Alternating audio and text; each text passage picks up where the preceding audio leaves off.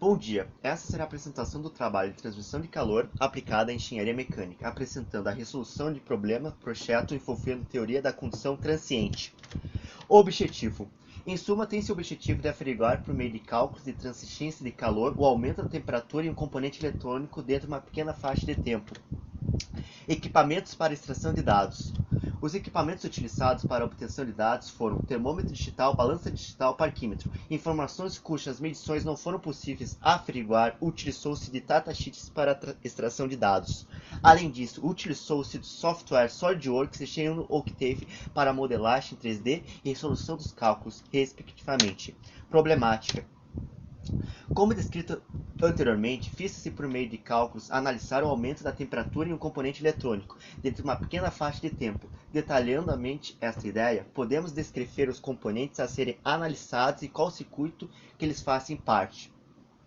Inicialmente, com relação ao transistor, trata-se do modelo KD1084 e o dissipador, um modelo TO220 borboletado.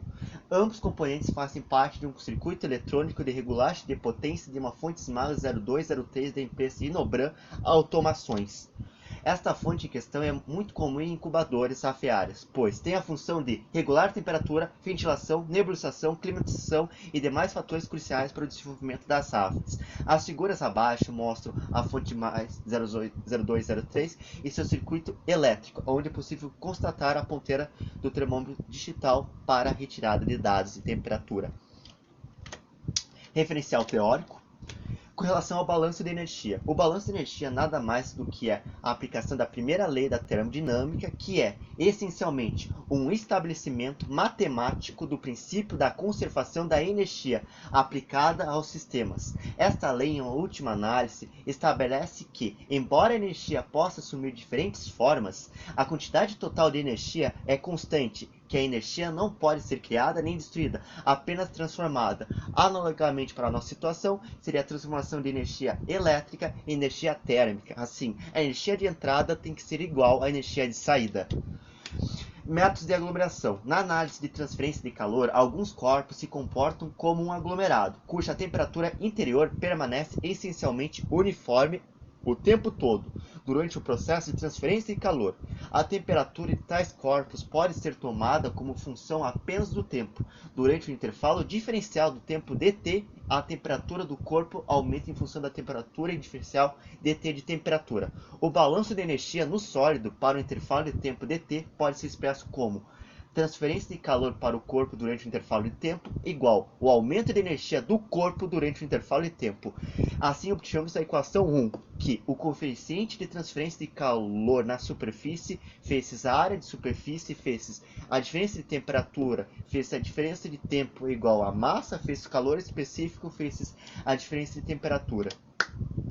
Reorganizando a equação em função da massa, considerando a temperatura de ambiente como uma constante e integrando a partir do tempo igual a zero, temos que a equação 2 e a equação 3. A equação 2 é uma exponencial que relata a diferença de temperatura em função do tempo e ambiente, e a temperatura ambiente em função da temperatura inicial. E a equação 3 trata-se de a variação da temperatura em função do tempo. A equação 2 permite determinar a temperatura Tt do corpo no momento t ou, alternativamente, o tempo t necessário para que a temperatura chegue ao valor especificado Tt, temperatura específica em um tempo. A temperatura do corpo aproxima-se exponencialmente da temperatura ambiente T. A temperatura do corpo muda rapidamente no início e vagarosamente mais tarde. Um grande valor de B indica que o corpo aproxima-se da temperatura ambiente em um curto espaço de tempo. Quanto maior o valor expoente de B, maior a taxa de declínio da temperatura.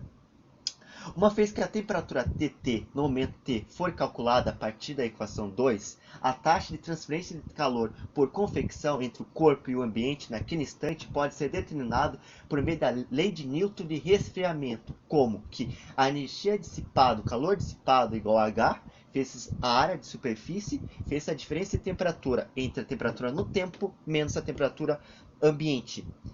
Quando integramos e atribuímos um tempo igual a zero, temos que o coeficiente de calor dissipado é igual a massa vezes o calor específico vezes a diferença de temperatura entre a temperatura em um tempo menos temperatura ambiente.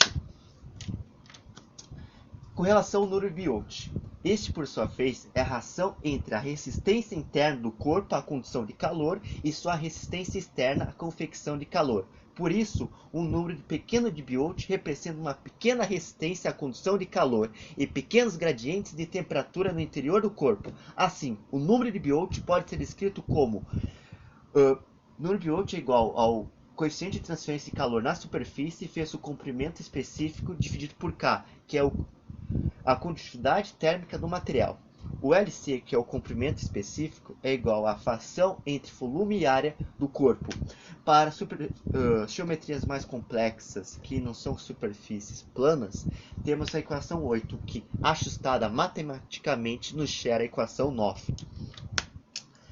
Destacamos que a análise de sistemas aglomerados assume a distribuição uniforme da temperatura em todo o corpo, que é o caso somente quando a resistência térmica do corpo à condução de calor, resistência de condução, é zero. Assim, possuímos dois casos notáveis, quando o número de Biot é igual a zero. Neste caso, a análise por sistemas aglomerados é exata, e quando o número de Biot é maior do que zero, aí, a análise de sistemas aglomerados é aproximada, destacando que ela somente é válida se o número de Biot for menor ou igual que 0,1. Condução transiente unidimensional em grandes corpos. A variação do perfil de temperatura com o tempo em uma parede plana é ilustrada na figura 3. Quando a parede é exposta inicialmente ao meio envolvendo a temperatura ambiente e a temperatura inicial em um tempo zero, toda a parede está a uma temperatura inicial, mas a temperatura da parede na superfície e perto dela começa a diminuir, em função da transferência de calor a partir da parede para o meio a seu redor. Isso cria um gradiente de temperatura na parede e inicia a condução de calor a partir das paredes internas da parede em direção à sua superfície externa. O perfil de temperatura fica cada vez mais plano com o passar do tempo em função da transferência de calor e finalmente se torna uniforme com relação à temperatura ambiente. Isso pode ser constatado na figura 4. A formulação dos problemas de condução de calor para a determinação da distribuição de temperatura transiente unidimensional em uma parede plana, um cilindro ou uma esfera, resulta em uma equação diferencial parcial para condições de propriedades termofísicas constantes, sem geração de calor, simetria térmica em torno de todo o plano central e temperatura inicial uniforme e coeficiente de convecção constante. O problema de condução de calor transiente unidimensional no domínio de que x é maior ou igual a zero e aproximadamente igual a L, que é o comprimento. A equação 10 define a equação diferencial parcial. A equação 11 define as condições de contorno dessa equação parcial, essa integral parcial. E a equação 12 define a equação inicial para a equação parcial. Diferencial parcial, perdão. Componentes analisados e dados obtidos. Inicialmente analisando o transistor KD1084. Trata-se de um componente de regulagem de tensão, capaz de fornecer até 5 amperes de corrente de saída. A queda é garantida em um máximo de 1,5 volts e uma corrente de saída máxima. Além disso, é compatível pino a pino com os reguladores ajustáveis de 3 terminais mais antigos, possuindo um excelente desempenho em termos de queda de tensão e tolerância de produção. A figura 5 mostra uma fita isométrica e a figura 6 um diagrama elétrico desse transistor KD1084. Tendo-se noção sobre o que é o transistor KD1084, podemos retirar alguns dados que são úteis para a resolução do problema. Inicialmente, a quantidade de energia dissipada, segundo B.W. Williams, se o transistor bipolar ou MOSFET estiver operando em uma região ativa, a potência por ele dissipada é simplesmente o produto da corrente pela tensão. Caso os valores não sejam constantes, a potência média dissipada pode ser calculada pelo produto da corrente e tensão com os valores RMS, que é a tensão máxima e a corrente máxima no coletor do transistor. Assim, a tensão máxima é de 5,5 volts e uma corrente máxima de 5 amperes, o que nos dá 27,5 watts ou 27,5 joules por segundo. Todavia, esse Transistor faz parte do circuito de controle de potência da fonte mais 0203, a qual alimenta esse circuito com 24 watts ou 24 joules por segundo. Essa informação pode ser constatada na figura 7, analisando informações sobre a alimentação desta fonte SMAI. Ela aqui diz que o seu consumo é de 24 watts, então consideramos que a energia dissipada seria de 24 joules por segundo.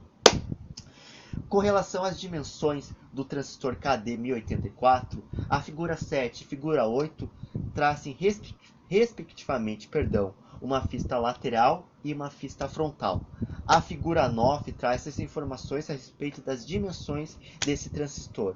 Por fim, obtivemos por meio de cálculos de área que esse transistor possui uma área de superfície de 141,45 mm² e um volume aproximado de 260,3 mm3. Além disso, também podemos retirar o coeficiente de transferência de calor do transistor KD1084 baseando-se na literatura de D.S. Steinberg, devido à padronização de formatos de transistores MOSFET e seus respectivos encapsulamentos. Assim, podemos interpretar que transistores cuja área de contato não exceda 150 mm² e a volume de aproximadamente de 280 mm3, o seu coeficiente de transferência não ultrapassará 12 watts por metro quadrado Kelvin. Em função da geometria anteriormente vista no slide anterior, simplificaremos o valor do coeficiente de transferência de calor na superfície do transistor KD1084 para 12 watts por metro quadrado Kelvin. Com relação à massa desse transistor, infelizmente, por não ser um tópico muito pertinente à elétrica, não encontramos informações da sua massa em datasheets e a balança digital possui uma grande imprecisão para a sua massa.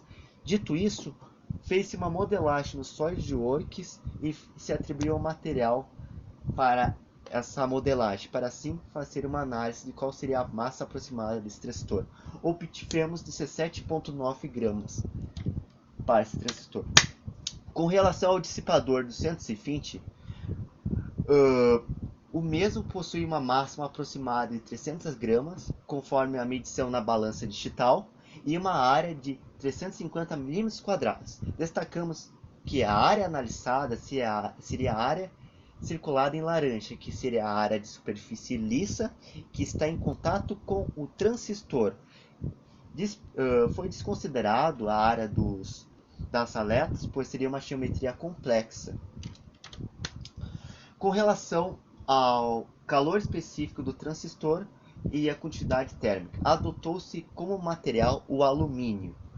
E por meio da tabela A3 do livro do Sendel, encontramos os seguintes valores para calor específico: 903 joules kg Kelvin, e para o K, que é a quantidade térmica do alumínio, de 237 watts por metro Kelvin. Com relação à temperatura ambiente, a mesma foi obtida por meio do termômetro digital, que marcou 29,1 graus Celsius. Após tudo isso, obtivemos os seguintes dados. Apenas faz uma ponderação com relação ao tempo de análise. Estipulou-se 4 minutos. Esses 4 minutos é baseado no tempo de análise que um técnico demora para analisar se há algum aquecimento fora do normal em uma fonte em conserto, pois se deixado ligado por muito tempo uma fonte dessa na alimentação, caso ela tenha um problema, isso poderá causar um curto e consequentemente danificar outros componentes eletrônicos. O problema simplificado, e aqui alguns desenhos feitos. Como o conjunto estaria montado em uma representação 3D entre transistor e dissipador, a vista isométrica do conjunto real entre transistor e dissipador, e aqui um GIF de como ele seria. Cálculos. Inicialmente, analisando o número de Biot para uma análise por métodos de aglomeração sobre o transistor KD, inicialmente fez-se o cálculo do comprimento específico, que deu de 1,23 mm para o transistor. Na sequência, se calculou seu número de Biot, que deu de 6,227, vezes 10 a menos 5. Que é menor que 0,1, o que torna válido a análise por métodos aglomerados. Aplicou-se os mesmos cálculos para o dissipador. Encontrou-se um comprimento de 2,5 milímetros e um número de Biot de 1,265 vezes 10 a menos 5, que é menor que 0,1, o que também se torna ok para análise de aglomerados. Considerações. O dispositivo e o dissipador de calor são isotérmicos. 2. As propriedades térmicas do transistor e do dissipador são constantes. 3. A análise da área do dissipador limitará-se à superfície plana de 350 mm², como dito anteriormente. O coeficiente de transferência de calor é constante e uniforme em toda a superfície.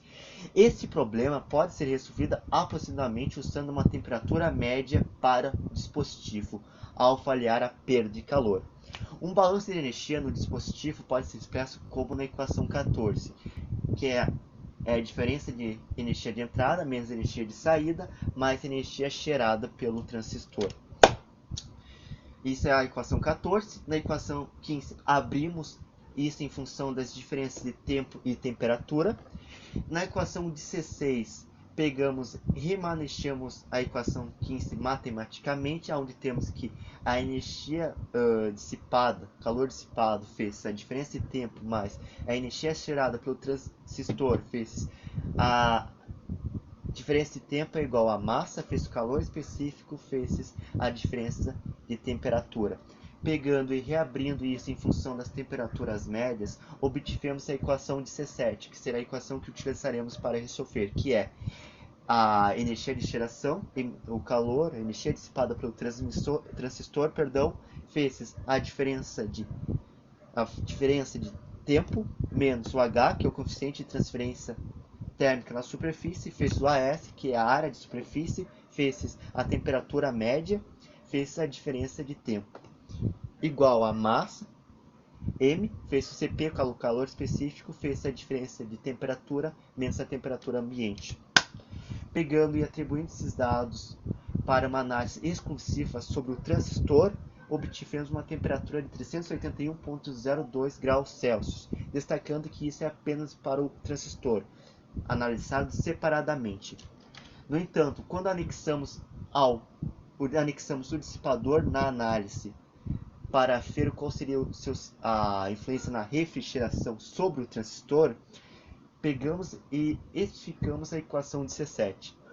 De maneira mais detalhada, obtivemos a equação 18, que a área de superfície agora será um somatório da área de superfície do transistor mais a área do dissipador, E com relação à massa, será um somatório da massa do transistor mais a massa do dissipador. Os demais critérios permanecem os mesmos. Pegando e realocando e atribuindo os dados obtidos, obtivemos uma temperatura de 47,99 graus Celsius para o dissipador, tendo agora o transistor, tendo agora o dissipador para auxiliar na refrigeração. Respostas. Analisando exclusivamente o transistor KD1084, o mesmo teria uma temperatura de 381,02 graus Celsius. No segundo caso, quando anexamos um dissipador para auxiliar na refrigeração desse transistor, a gente teria uma temperatura de 47,99 graus Celsius sobre esse transistor. Por fim, com relação à medida real obtida pelo termômetro digital, seria de 45,6 graus Celsius.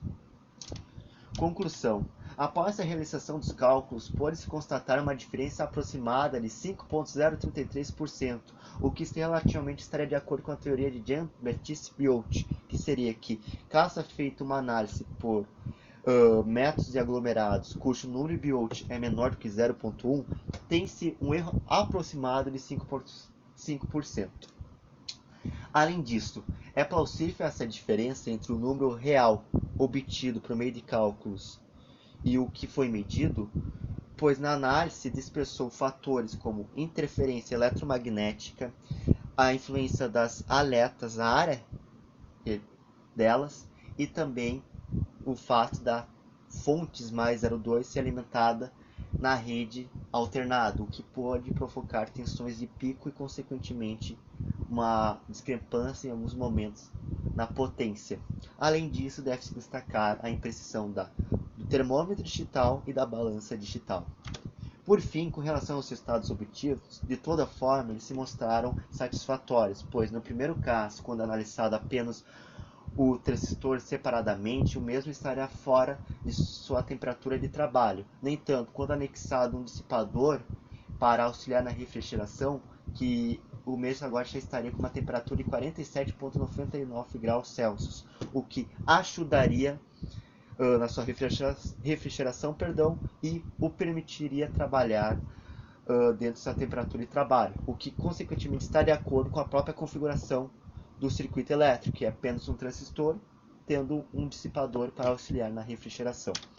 Referências: foi usado o Sandia para transferência de calor e de massa, o Franco Brunetti para mecânica dos fluidos, o Sontag de introdução à termodinâmica, o B.W. Williams para eletrônica de potência e o Steinberg para técnicas de refrigeração em componentes eletrônicos. Este foi meu trabalho, muito obrigado.